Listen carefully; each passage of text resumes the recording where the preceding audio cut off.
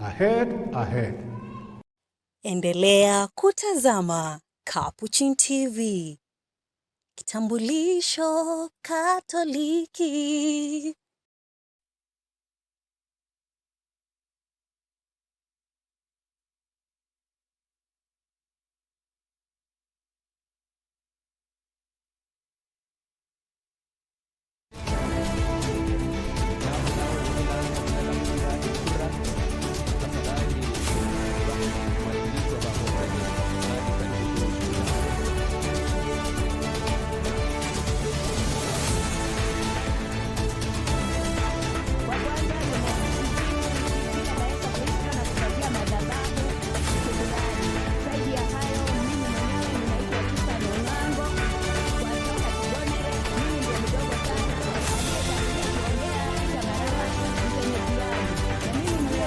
Anguka chini ya miguu ya mama marehemu.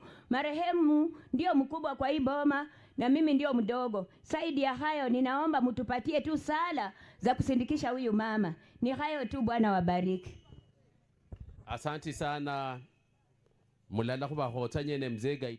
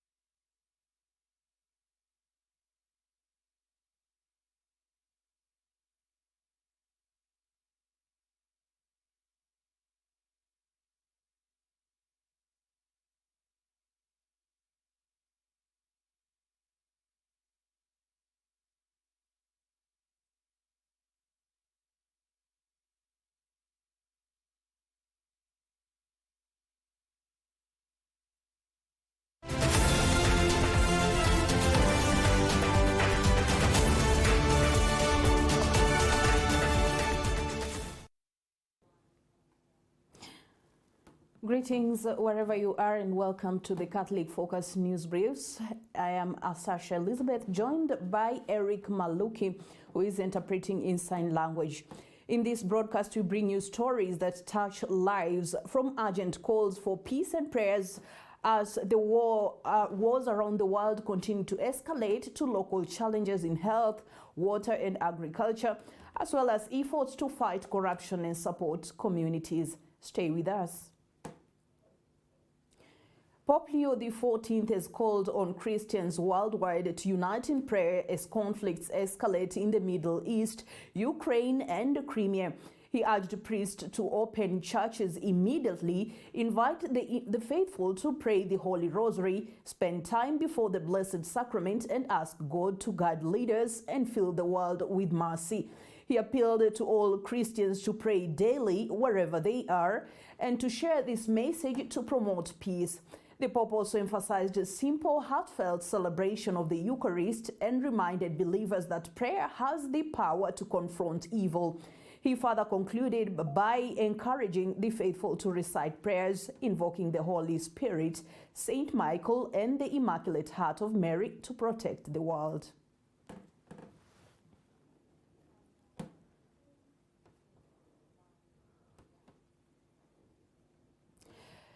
And as the world is called to unite in prayer for peace, back home communities are facing urgent health challenges. In Busia County is facing a worrying shortage of blood, raising concern among health officials as hospitals struggle to meet growing demand for transfusions. Authorities say the deficit is forcing some patients to seek blood outside the county, increasing treatment costs and delaying urgent care.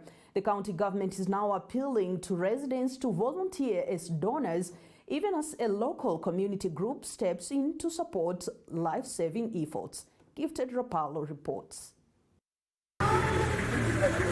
Busia County health sector is under strain as a severe shortage of blood continues to disrupt critical medical services. According to the Director of Health, Dr. Nina Rabare, the county requires 37 pints of blood every day. However, only 20 pints are received from voluntary donors, leaving daily shortfall of 17 pints. We need to stock out around 37 units every day. At least 37 units need to be in our county. Transfusions, we transfuse in every around 15 places in the county. We have transfusing centers. All our sub-counties are transfusing centers, plus other private facilities in the county. The deficit has forced patients in need of transfusion to travel outside the county in search of blood, driving up treatment costs and delaying life-saving interventions. Blood donation is a process, and the machines that are used to screen it, it's actually illegal in the county to transfuse and screen blood. So all this blood has to be pulled together, and we have to donate from all our areas that we get blood, then pull this blood with other counties and take it to our regional screening centers. For us, we've been lumped up with Nyanza region, so we take our blood to Kisumu. That's where our blood gets screened at. And this may take some time, sometimes leading to delays when the regional services are hampered maybe by stockouts or other issues. They may lead to delay on getting our blood screened.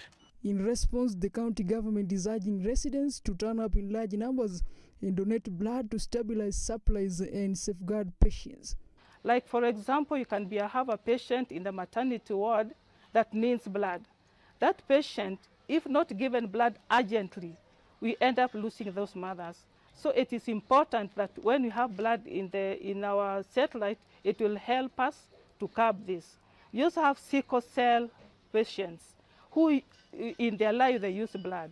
So this will help us so much to get blood for them so that we don't lose any sickle cell patient. We also have malaria. This is a malaria zone. And malaria, all know what it does. It interferes with the red blood cells. So these patients end up getting anemia. So if they have anemia, they need this blood. So when the blood is there, it will be important for us to give it to them, and they are saved. They don't die. We also have children. These children need blood all the time, especially, as I have said, if they have malaria. So it's upon us as Busia people to bolster our stocks of blood. Donating areas, our sub-county facilities, all of them are capable of donating. So anytime you can walk into BCRH, you can walk into any other sub-county hospital and you donate. Plus a few private facilities that have been licensed to donate blood. This blood deficit of at least 17 per day, it has to come from somewhere. We cannot buy it. We cannot get it from Uganda. We can only get it from amongst ourselves. And in a show of solidarity, the Western Region Manchester United Fans Association has launched a blood donation drive targeting at least 200 pints, rallying both members and the local community to support the life-saving cause. Tutakuwa tukifanya hii kampeni mara kwa mara kama mashabiki, na pia tuna kampeni zingine huwa tunafanya, sio tu kutoa damu, tunatembelea vituo vya mayatima, tunasaidia hata kwa makanisa huwa tunaenda kama kuna mchango inatakikana, tunafanya tu community service. Nia yetu ni kuhamasisha umma kwamba tuko na hiyo kazi Jumamosi, ndio sababu tuko hapa kueneza hili injili, tupate watu wengi sana. Tunakadiria kama tukipata kama pint 200 hata kama ni 300, ingawa tungependelea zaidi, tutakuwa tumepiga hatua kubwa sana. Vile mmesikia tuko na upungufu kubwa wa damu katika kaunti hii ya Busia. Health officials insist that sustained community participation will be key to bridging the gap and ensuring no life is lost due to lack of blood. Reporting for Catholic Focus, I'm Gifted Rapalo. From one health concern to another, access to healthcare remains a major challenge in Cabra's East Malava constituency in Kakamega County, as residents call on the government to fast-track the construction of a local hospital. The call was made by residents during a free medical camp held in Luanda village. Here is Susan Bulemi with the full report. Residents of Cabres East Ward in Malava, Kakamega County have expressed concern over the absence of a health facility in their area, forcing them to travel long distances for medical services. During a free medical camp held in Luanda K village, residents described the lack of a hospital as a major challenge affecting the community. Many, particularly middle-aged and elderly residents, are struggling with non-communicable diseases such as diabetes and hypertension. Shida yenye tuko nayo hapa Luanda hatuna dispensary. Sasa tukifikiria kwenda Malava ama Kubasali inabidi tupande tena na pikipiki na hatuna hizo fare ya kupanda. Hasa tunaomba sana John Wanyama vile ametuletea matibabu ya bure leo, isiwe siku yake ya mwisho kukuja hapa atuletee dispensary hapa Luanda K. Changamoto zenye tuko nazo, tuko na magonjwa mengine ambayo haina madawa hapa, na tumeambiwa tunaweza tafuta mahali pengine kama kanza tuchapata hiyo matibabu hapa. Lakini matibabu mengine yote, magonjwa mengine imeshughulikiwa hapa kwa njia mzuri sana. Kwa hivyo nimeshukuru, anasema ya kwamba walete hata hospitali wajenge hapa. Wagonjwa wako huku wengi, lakini shauri ya mwendo mrefu wanaumia tu ku reserve kidogo. Ati tunatibiwa bure. Nimefurahi, nimekuja, nimepatiwa madawa hata ya pressure, nimepatiwa dawa ya kifua free. Nimefurahi kwa maana hospitali kutoka hapa ni mbali sana, tunaenda Malava ama Kubasali. Sasa kama ni wanaweza kutuletea hospitali panda hii, tuwe tukitibiwa karibu, tutafurahi. Dr. Tony Makoha noted that the high number of such cases highlights the urgent need for a fully equipped health facility within the ward. Na magonjwa ambayo tumepata saizi hapa ni kama diabetes, hypertension na pia epilepsy.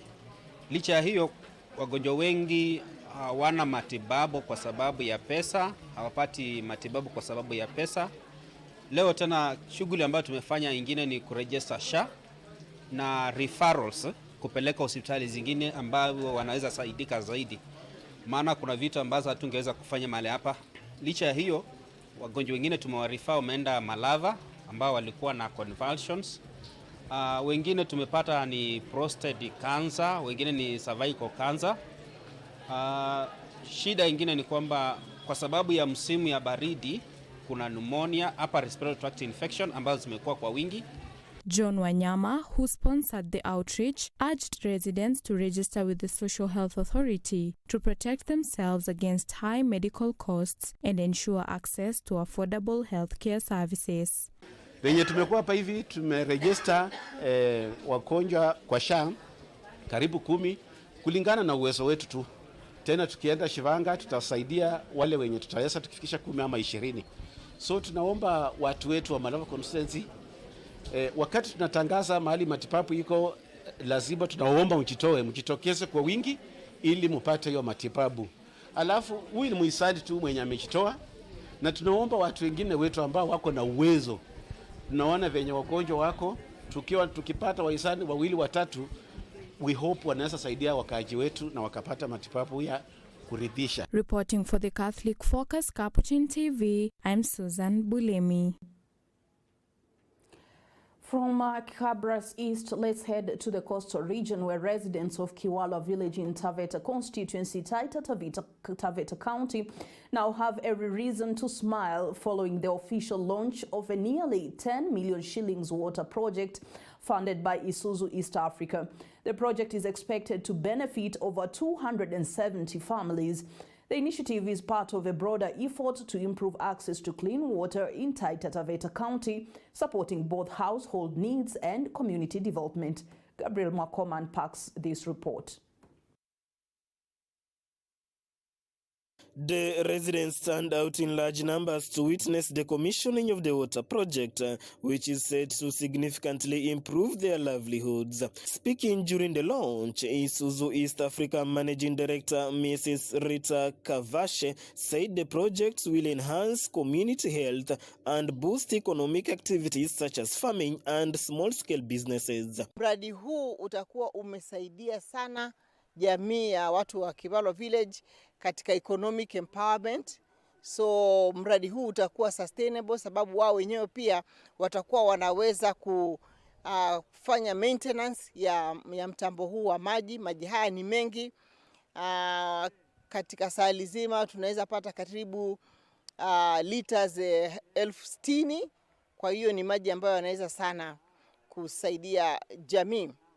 Na la pili muhimu ni kwamba maji haya yamesaidia kuzindua mpango mpya wa vijana, na mpango huu ni mpango wa upandaji nasari za miti ya machungwa, miti ya minazi na pia maua. Wataanza mradi wa maua ambayo itasaidia sana katika beautification. Residents of Kivalwa, Taveta, Taita Taveta County expressed their joy, noting that the project has transformed their lives. Huu mradi wa maji kwa kweli umekuwa ni mradi mzuri, umetusaidia sana. Sisi kama wamama umetusaidia sana. Kwa sababu kwamba maji kwa wanawake ndio huwa maji yanatumika sana. Na sisi ndio huwa tunapataga shida ya maji.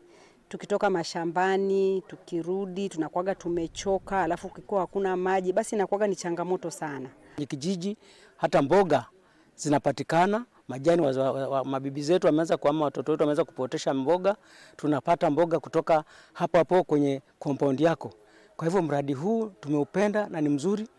The project's community resource mobilizer, Mr. Ferdinand Chikira, confirmed that a management committee has already been formed to oversee maintenance of the infrastructure and promote responsible water use. Kuna kamati ambayo imetengenezwa tayari ya kusimamia mradi huu, kuanzia usambazaji na watu kuweka maji manyumbani na kuhakikisha kwamba maji yanatumika kwa jinsi ambavyo inavyopaswa. Sheria wameziweka na kuhakikisha kwamba maji haya yanapotumika hayatakuwa yanatumika tu kiholela, lakini yatatumika kwa manufaa na maendeleo ya hizo nyumba ambazo zimetengewa.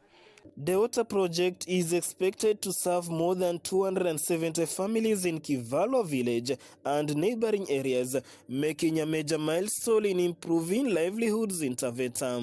Gabriel Mokoma, Taita Taveta. From development matters to issues of integrity, the National Chamber of Commerce is teaming up with the Treasury to tackle corruption and pending bills in public procurement. A new digital system aims to simplify the bidding process, boost transparency, and expand opportunities for youth, women, and persons with disabilities. Speaking in Kakamega, officials said the shift from paperwork to online portals will empower suppliers nationwide. Alana Ndiva reports on how this move could finally open doors for small-scale traders previously locked out of government tenders. The Kenya National Chamber of Commerce and Industry, KNCCI, in collaboration with the National Treasury, has launched a new public procurement system. The initiative aims to reduce corruption, increase accountability, and address the issue of delayed payments. We are seeing this e-government procurement as an opportunity that would also reduce the issue of pending bills. Because now in the portal, you'll see the ministry that has floated or the agency, you'll see how much has been allocated, and we are able to trace that back to the budget books. We want to eliminate the internal manual approvals, whereby approvals are being maintained manually. For now, you can always track your approval as a supplier. Whether opening minutes, whether evaluation, whether contract, you can always make a follow-up. Stephen Osedo from KNCCI stated that the new system will digitize the binding process, allowing suppliers to upload their documents online. And now to the issue of corruption, absolutely this EGP is going to eliminate the issue of corruption, because now, unlike before where tenders were won by people who are politically correct or who are known to who is in the office, we are seeing this an equal level playground for everyone, where you don't have to be politically correct in the country to access government procurement. Inasaidia wafanyabiashara wadogo kama sisi tujue venye tunaweza fanya biashara na serikali. There has been a lot of paperwork in the previous system. You'll find that a tender document has over 100, 150 pages, and maybe you are supposed to do even 3 to 4 pages. You end up spending a lot of money on paperwork, and you lose the tender. That demoralizes. This electronic platform, we want to have a digital world whereby we can always store our documents in a digital platform. Instead of you carrying around your documents or papers, you are here by advice that the EGP is here to solve that issue concerning one-on-one carrying documents from one place to another. In the first phase, more than 10,000 suppliers across the country will be trained, and participants in the training said the system has opened opportunities for small-scale traders to compete fairly and access government tenders. Reporting for the Catholic Focus, Capuchin TV, I'm Alan Andiva. Quite a commendable step right there, and let's hope that indeed those who have been locked out by the conventional procurement methods will now have also an opportunity to win government tenders. Small-scale traders in Thika are calling out county enforcement officers over what they describe as harassment and forced evictions, saying their livelihoods are under threat. The traders staged a protest outside county offices, accusing authorities of unfair treatment as the town gears up for city status. They claim areas they once operated are now earmarked for development, leaving them with nowhere to conduct business. Traders and community leaders are demanding engagement from county officials, insisting they be treated with fairness and dignity while the town prepares for this industrial city elevation. Rufina Jebchumba has more.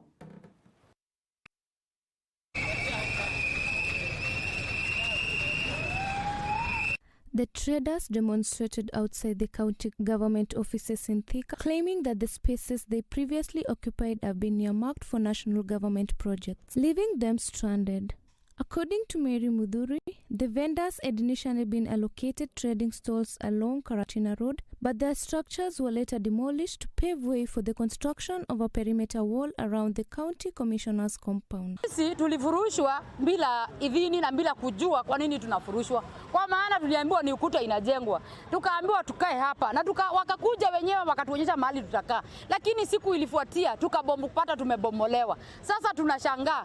Mtu anakuja hajatueleza ni kwa nini anatubomolea, anatuambia hivi leo na kesho hivi. Municipal manager, kwa nini usituambie kama hututaki Thika, utuonyeshe kwa kwenda. Wewe kama wewe ndio mwenye ama kama wewe ndio mwenye town, utuambie mahali fulani hakuna kuna space endani hapo. Mahali ulituonyesha ndio tulienda. Lakini kesho yake ukaleta tingatinga zako zikatubomolea. Sasa unataka twende wapi? Utuongeleshe kwa maana umetufungia gate. Utuambie unataka twende wapi? Mwangi Njuguna, who addressed the media, said many of the traders have operated in the town for more than a decade and now suspect they are being unfairly targeted as Thika moves closer to attaining city status. Hatujui kiini cha kufukuzwa, that's why tunauliza wachuuzi wote wa Thika watushikilie, wajue nini hasa inaendelea, sababu ikiamuka kila siku tunapata mahali kuna bad news, tunashindwa kuelewa. Hata viongozi wetu wale tulichagua kuanzia MCA kwenda kwa MP, kwenda kwa governor, kwenda kwa president, tunashindwa kwani tulichagua kina nani ambao hawaoni wachuuzi wao ama wapiga kura wao wanaadhirishwa. The traders have traveled on the municipal manager to engage them in dialogue and ensure fairness in the town's development plan. Township Ward MCA Kentams Mwangi urged the county leadership to address the grievances and appeal to residents to attend public forum at the town hall. Wewe municipal manager, tunataka kusema ya kwamba hatuwezi tukakubali ufurushe wanabiashara wa hapa Thika. Siku ya Ijumaa Senate wanakuja kuchukua maoni, si kweli? Wanakuja kuchukua maoni ya kwamba Thika iwe city ama isiwe city. Tunataka kuuliza, tutakuwa city tukifurusha wananchi wetu? Tutakuwa city tukifurusha hawkers wetu?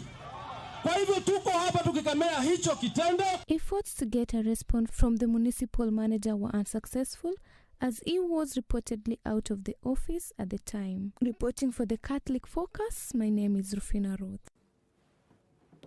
Farmers across Kitui are raising the alarm over a shortage of seedlings even as ongoing rains signal the start of the planting season.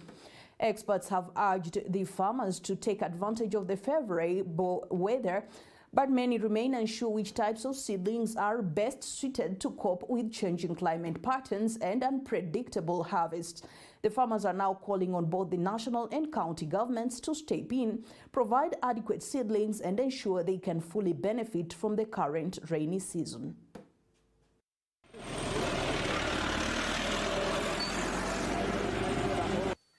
Kwa tumepata mvua lakini mbegu ya kupanda hatuna. Tumekuwa tukifanya kazi ya ukulima kwa miaka, lakini for the last 3 seasons hatujawahi kupata chochote kwa mashamba. Pia ng'ombe zetu zinakufa juu ya janga la njaa. Basi serikali tunaomba mtusaidie kama mna uwezo. Tafadhalini, please. Tunapata huko ni ile tunanunua kwa duka, tunjui imetoka wapi. Na nyingine hata tunaweza panda ikose kumea. Kama serikali inaweza tusupport na mbengo tunaweza panda tufaulu, ama mbengo ile inastahili tupewe kwa heshima zote tu. Juu watu wengi wanapanda mbengo hawajui inatoka wapi, na mvua ni mingi huko. Na ile mvua inanyesha saa hii ni ile hatujui inaenda kwa muda wa kiasi gani. Kwa hivyo kama kunawezekana tupatiwe mbengo ile inastahili tupande.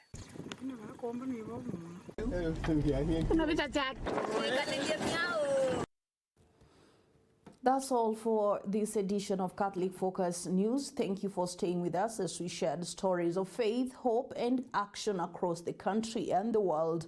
I'm Sasha Elizabeth, and from all of us here, including the sign language interpreter Eric Maloki, we say, may God bless you and keep you in His peace.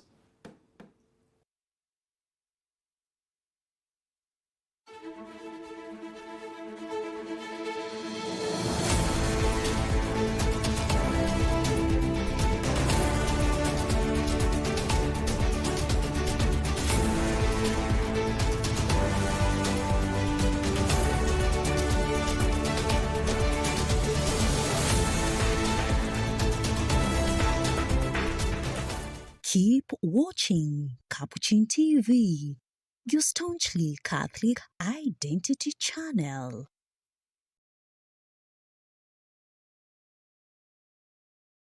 You are watching Capuchin TV. For any complaints, comments, or compliments on our programming, you can either write to us on info@capuchintv.co.ke, or you can call us directly on 0717 424 866. Your complaint shall be addressed within 7 days. Remember to keep a copy of your communication with us. Keep watching Capuchin TV, your Catholic identity. Nani alijenge kanisa lake Bwana? Nani alijenge kanisa lake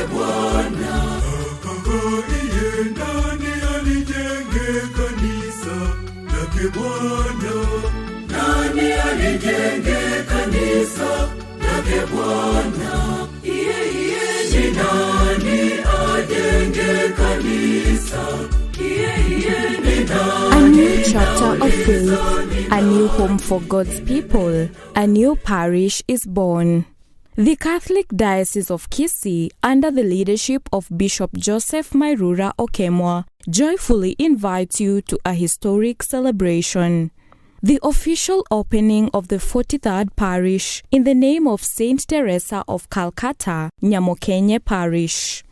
This sacred event will take place on Saturday, 7th March 2026 at St. Teresa of Calcutta Nyamokenye Parish, beginning with the Eucharistic celebration at 10 a.m. East African Time, presided over by Right Reverend Joseph Mairura Okemwa, Bishop of the Catholic Diocese of Kisii. This milestone marks the tremendous growth of faith in the diocese, a powerful testimony of God's abundant blessings upon His people. Come witness the joy. Come celebrate the expansion of Christ's mission. Come be part of history. Can't make it in person? Join us live on Capuchin TV and across all our social media platforms. Saint Teresa of Calcutta Nyamokenye Parish, a new light of faith in the Diocese of Kisii. Join us, celebrate with us, pray with us. Keep watching Capuchin TV, your staunchly Catholic identity channel.